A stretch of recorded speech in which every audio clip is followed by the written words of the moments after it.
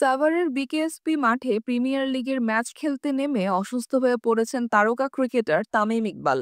সোমবার মাঠে নামার পর বুকে ব্যথা অনুভব করায় তাকে বিকেএসপির পাশে ফজিলাতুন্নেসা হাসপাতালে নেওয়া হয়েছে। হাসপাতাল সূত্রে বিসিবির চিকিৎসা বিভাগের প্রধান দেবাশিস চৌধুরী সাংবাদিকদের জানিয়েছেন, হার্ট অ্যাটাক হয়েছিল তামিমের। বর্তমানে তামিম কার্ডিয়াক বিভাগে চিকিৎসাধীন আছেন। এই ঈদে জামা জুতো অ্যাক্সেসরিজের ডিসকাউন্ট। হাসপাতালে অবস্থান করা ম্যাচ রেফারি দেবব্রত পালের বরাত দিয়ে সংবাদ মাধ্যম প্রথম আলোকে জানিয়েছেন, তামিমের এনজিওগ্রাম করানো হয়েছে, হার্টে ব্লক পাওয়া গেছে, অবস্থা কিছুটা উন্নতির দিকে। তামিমের স্ত্রী আয়শা সিদ্দিকা, বড় ভাই ও সাবেক ক্রিকেটার নাফিস ইকবাল সহ পরিবারের অন্য সদস্যরা হাসপাতালে পৌঁছেছেন।